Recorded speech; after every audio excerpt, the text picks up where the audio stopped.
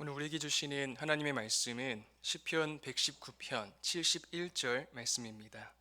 구약 성경 시편 119편 71절 말씀입니다. 구약 892페이지에 있습니다.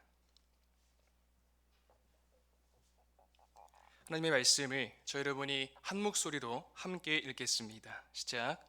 고난당한 것이 내게 유익이라 이로 말미암아 내가 주의 율례들을 배우게 되었나이다. 아멘.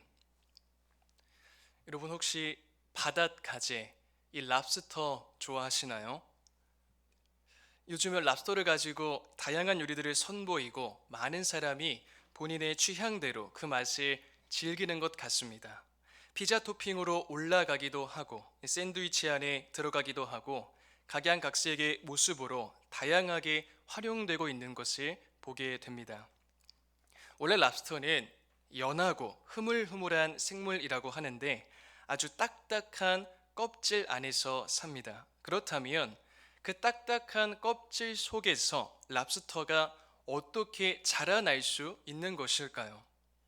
세월이 흘러가면서 몸집은 계속 불어나는데 딱딱한 껍질은 절대 늘어나지 않기 때문에 과연 어떤 과정으로 랍스터가 커가는지 매우 궁금해졌습니다.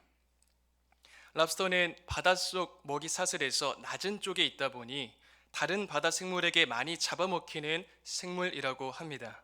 물론 딱딱한 껍질이 보호하기 때문에 위험에서 벗어나기도 하지만 랍스터가 가장 많이 당하는 사고사가 있습니다.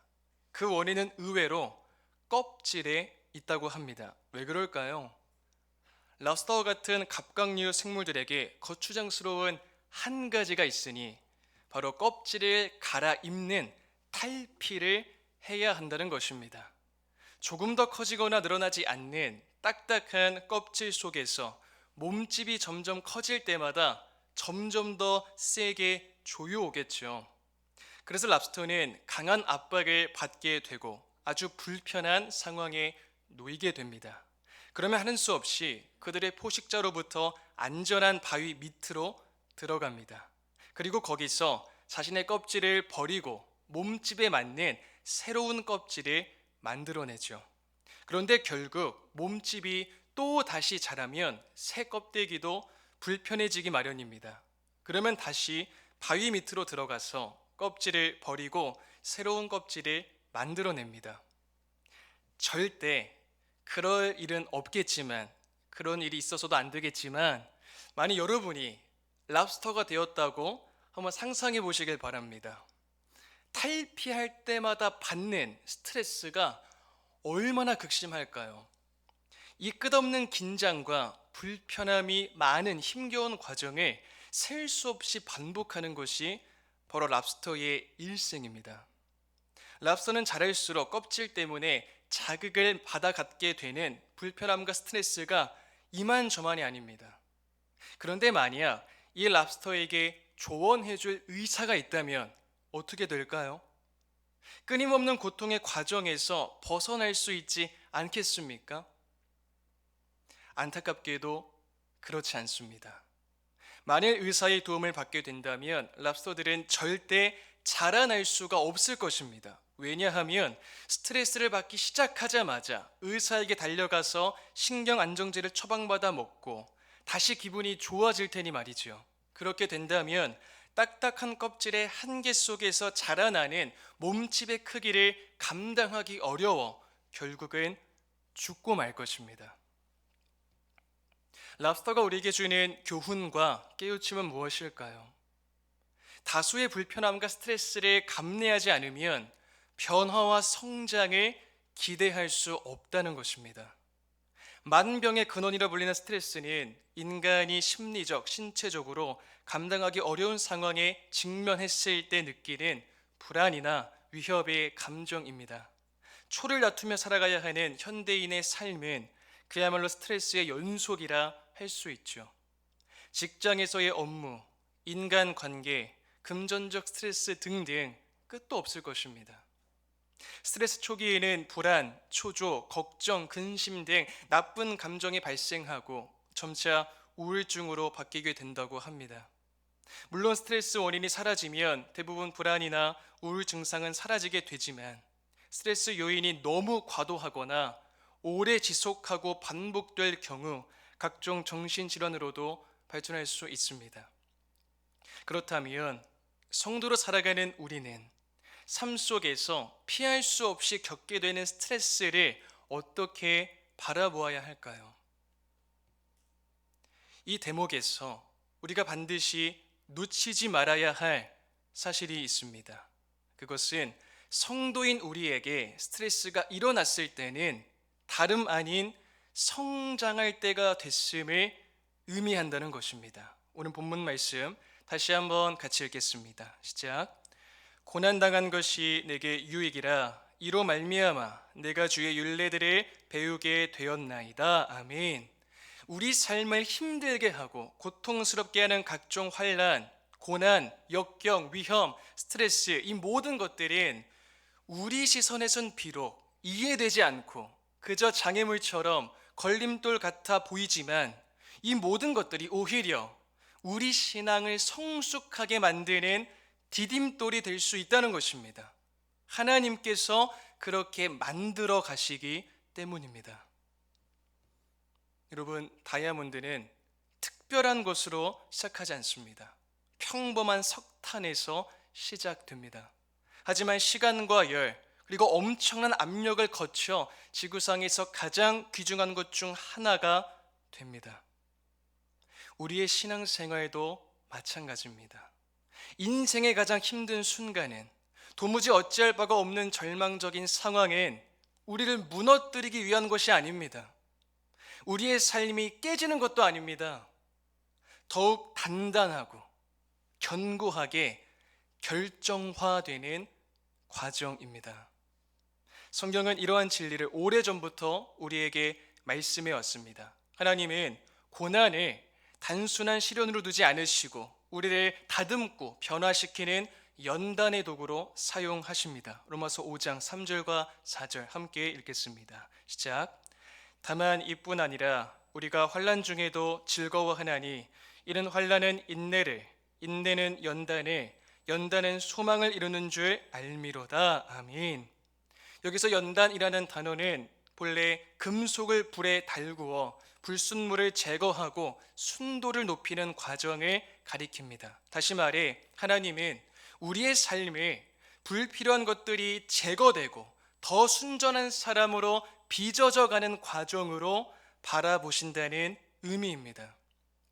성경 속 요셉의 이야기는 그 대표적 사례죠. 형들에게 미움받고 구덩이에 던져지고 노예로 팔려가고 보디발의 아내의 거짓말로 감옥에게까지 떨어집니다.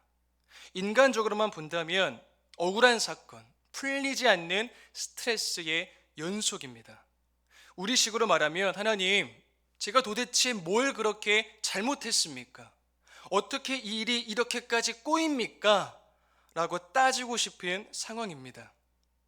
하지만 배반, 억울한 누명, 감옥살이라는 엄청난 압력 속에서 요셉은 금이 가고 부서지는 대신 오히려 더 단단해져 갔습니다.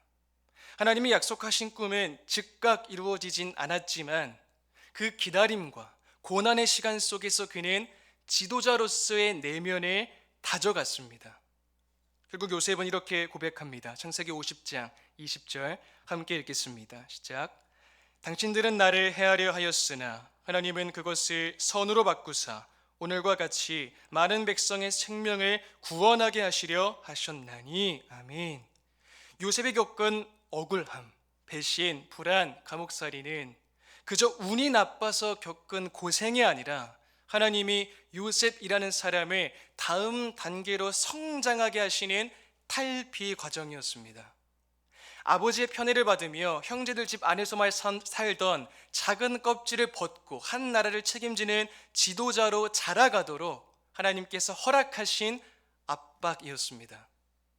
이러한 고난의 압력이 하나님의 섭리 속에서는 형성의 힘이 되는 것입니다. 출애굽 후에 하나님께서 이스라엘을 어떻게 인도하셨나요? 애굽에서 바로의 손에서 구원하셨으면 곧장 젖과 꿀이 흐르는 가나안 땅으로 데려가실 수 있었습니다. 그런데 하나님은 그들을 광야로 데려가셨습니다. 광야는 편한 곳이 아닙니다. 안전한 곳도 아닙니다. 먹을 것, 마실 것, 미래에 대한 불안 등등 하루도 마음 편한 날이 없는 곳이 광야입니다. 그러나 성경은 이 광야 시간을 이렇게 설명합니다. 신명기 8장 3절과 4절 함께 읽겠습니다. 시작. 너를 낮추시며 너를 줄이게 하시며 또 너도 알지 못하며 네 조상들도 알지 못하던 만나를 내게 먹이신 것은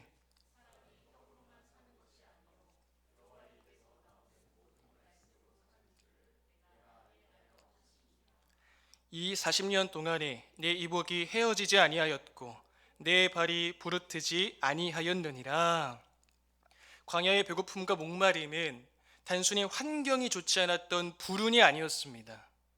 애굽의 노예 근성, 세상 방식에 길들여진 옛 껍질을 벗겨내고 하나님의 언약 백성이라는 새로운 정체성의 껍질을 입혀주시려는 하나님의 탈피 과정이었습니다. 그렇게 하나님께서는 만나와 메추라기, 반석에서 나는 물로 이스라엘 백성들의 하루하루를 친히 먹이셨습니다. 너희가 너희 힘으로 사는 것이 아니다. 나를 의지해야 산다. 이것을 몸으로, 피부로 일상에서 배우게 하신 것입니다. 다윗은 또 어떻죠? 선지자 사무엘에게 기름 부음을 받고 너는 장차 이스라엘의 왕이 될 것이다 라는 약속을 받았지만 그 다음 인생이 어떻습니까? 골리앗을 이긴 후에 바로 왕좌에 오른 것이 아니라 사울에게 미움받고 시기와 질투로 쫓겨다니며 광야와 굴을 전전하는 처량한 도망자의 삶을 오래 살았습니다. 엔게디 굴 사건을 떠올려 보시길 바랍니다. 사울이 다윗이 숨어있는 굴에 들어왔을 때 다윗에게는 자신을 괴롭히는 대상을 한 번에 끝낼 수 있는 절호의 기회가 찾아왔습니다. 부하들도 말하죠. 이제는 하나님께서 왕을 주의 손에 넘겨주신 것 같습니다. 치십시오. 찬스죠. 어쩌면 두 번 다시 오지 않을 수도 있는 절호의 기회입니다. 그런데 다윗은 그렇게 하지 않았습니다. 나는 내 손으로 여호와의 기름 부음 받은 자를 치지 않겠다 하며 칼을 거둡니다. 사무엘상 24장 6절과 7절입니다. 자기 사람들에게 이르되 내가 손을 들어 여호와의 기름 부음을 받은 내 주를 치는 것은 여호와께서 금하시는 것이니 그는 여호와의 기름 부음을 받은 자가 됨이니라 하고 다윗이 이 말로 자기 사람들을 금하여 사울을 해하지 못하게 하니라. 사울이 일어나 굴에서 나가 자기 길을 가니라. 다윗에게 무엇이 달라졌던 것일까요? 도망자로서의 긴 세월 동안 억울함과 두려움과 외로움 속에서 다윗은 내가 직접 해결하고 싶다는 충동을 수없이 느꼈을 것입니다. 하지만 그 스트레스의 시간들이, 그 고난의 압력 속에서 자기 힘과 칼이 아니라 하나님의 때와 방법을 기다리는 법을 배우게 했습니다. 다윗에게 이 시간은 단순히 왕이 되기 전 힘들었던 시절 정도가 아니라 왕으로서의 마음과 성품이 깎여 나가고 다듬어지면서 더욱 단단하고 견고하게 결정화되는 시간이었습니다. 사도 바울도 마찬가지죠. 바울에게는 현재 우리가 정확히 알 수 없는 육체의 가시라는 게 있었습니다. 어떤 학자는 신체 질환일 것으로 보고 어떤 학자는 지속적인 박해나 심리적 고통이라고 보기도 합니다. 중요한 것은 바울이 3번씩이나 간절히 제거해 달라고 기도했을 정도로 지속적인 스트레스, 고통의 원인이었습니다. 그런데 하나님께서 주신 대답은 너무나 의외였습니다. 내 은혜가 내게 족하다. 내 능력은 약한 데서 온전해진다. 하나님은 그 가시를 바로 뽑아주시지 않으셨습니다.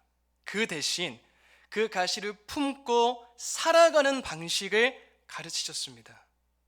바울은 자신의 현실을 이렇게 해석합니다. 이 가시는 사탄이 나를 괴롭히는 도구이기도 하지만 동시에 하나님께서 나를 교만하지 않게 하시고 나 스스로의 능력보다 그리스도의 능력을 의지하게 하시는 도구이기도 하다.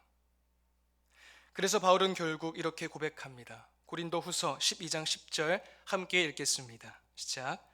그러므로 내가 그리스도를 위하여 약한 것들과 능욕과 궁핍과 박해와 곤고를 기뻐하노니 이는 내가 약한 그때의 강함이라. 아멘. 여기서 우리는 중요한 사실 하나를 배우게 됩니다. 우리 인생의 모든 스트레스가 전부 사라지는 방향으로만 해결되는 것은 아니라는 것입니다. 어떤 것은 끝까지 내 삶 속에 남아 있을 수 있습니다. 병일 수도 있고, 성격의 약점일 수도 있고, 가족의 아픔이나 상처일 수도 있습니다. 그럴 때 성경은 말씀합니다. 그것이 바로 네가 평생 하나님의 은혜 없이는 살 수 없다는 그 사실을 기억하게 하는 유익한 가시가 된다. 바울에게 가시는 랍스터가 절대 벗어날 수 없는 일종의 영구적인 압박과도 같았습니다.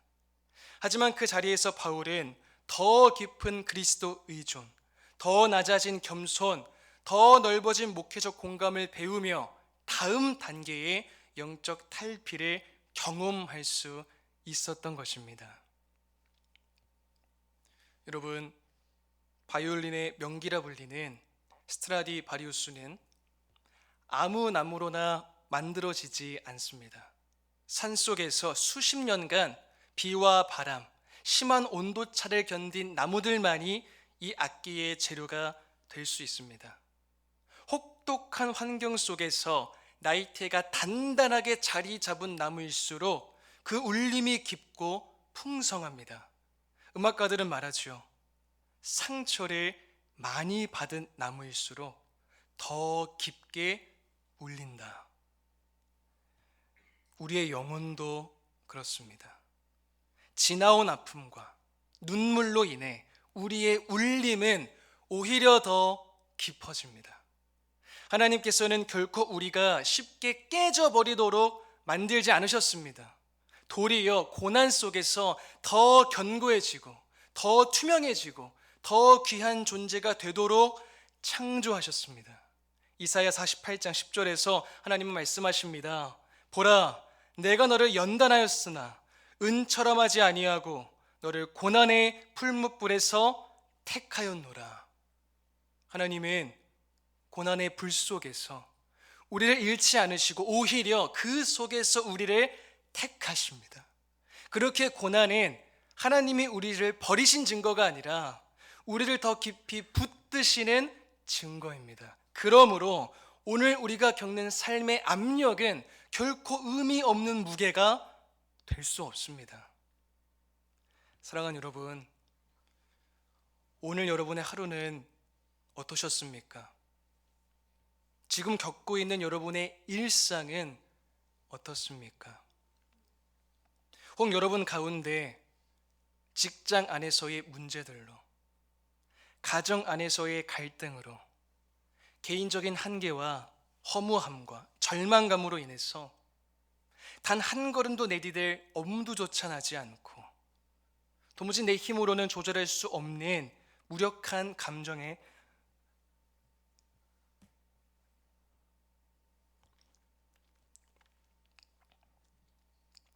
소용돌이 속에서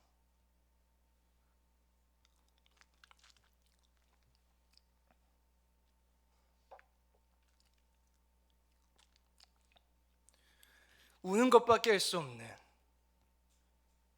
참으로 고된 삶에 지쳐 있는 분이 계십니까? 여러분, 우리의 삶이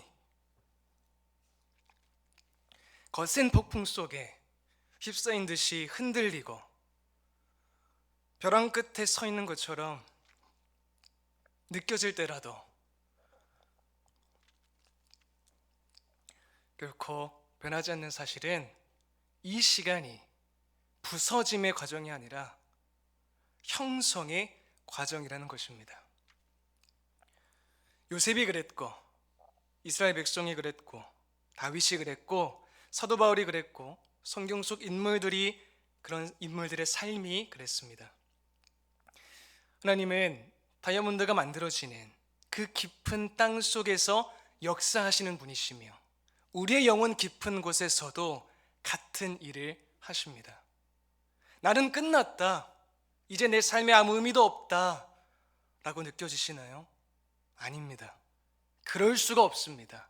끝난 것이 아니라 빚어지는 중이기 때문입니다. 고난 속에서 하나님은 가장 찬란한 결정을 준비하고 계십니다. 아직 다 드러나지 않았을 뿐이죠. 성도인 우리 모두는 깨지는 것이 아니라 빚어지는 중이라는 사실을 절대 잊지 말아야 합니다. 이 사실을 기억하며 어떤 어려움과 스트레스 속에서도 하나님을 붙들고 의지하여 믿음으로 나아갈 때 하나님이 주시는 새로운 변화와 믿음의 성장이라는 복된 선물과 축복을 다 받아 누리게 될 것을 믿습니다. 그 어떤 역경도 결코 깨뜨릴 수 없고 상처 하나 낼 수 없을 정도로 하나님의 섭리와 은혜 속에서 더욱 단단하게, 견고하게, 아름답게, 끊임없이 믿음으로 빚어져 가는 모든 성도님이 다 되시기를 주님의 이름으로 축복드립니다. 함께 주신 말씀을 생각하며 기도하겠습니다. 일상 가운데 겪게 되는 숱한 고난의 압력 속에서 우리를 붙드시고 더 단단하고 견고하게 빚어가시며 자라나게 하신 하나님을 굳게 믿음으로 우리가 더 하나님의 백성답게 성장해가는 그런 우리 모두가 될 수 있도록 이 시간 합심하여 기도하겠습니다.